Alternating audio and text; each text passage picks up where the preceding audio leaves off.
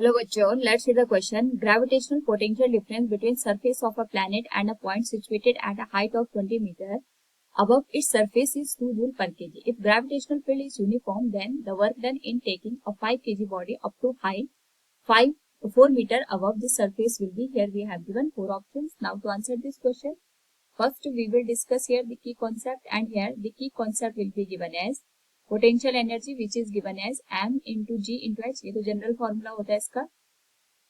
Second हम यहाँ पे अगर ऑब्जर्व करें, that will be use as the acceleration due to gravity which is given as g into m divided by r square. m is the mass of the planet and r is the radius of the given planet.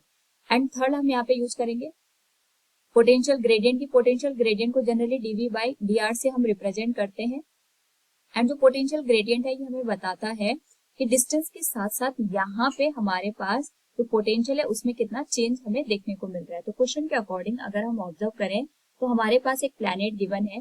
इस planet की surface से 20 metre की height पे जाके हमारे पास जो यहाँ पे पोटेंशियल का डिफरेंस आ रहा है दैट इज 2 जूल पर केजी.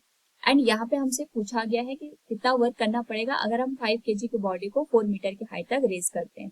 तो अगर हमें वर्क डन निकालना है, सबसे पहले हमें ये देखना होगा कि पोटेंशियल एनर्जी में कितना डिफरेंस आ रहा है.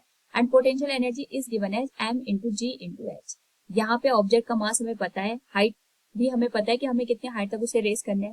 लेकिन जो g है उस पर्टिकुलर प्लैनेट के लिए अगर हम बात करें, इट इज गिवन है g into M divided by R square.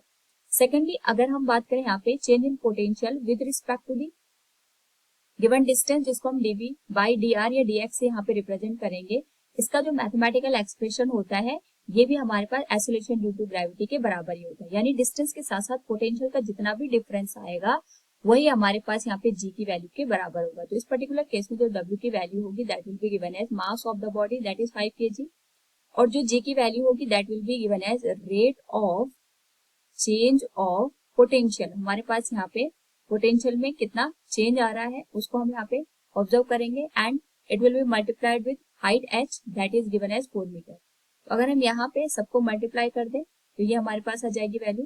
Rate of change of potential यानी हमारे पास 2 जूल पर केजी का डिफरेंस आ रहा है एट 20 मीटर हाइट, जिसको हम लिख सकते हैं 2/20 के बराबर.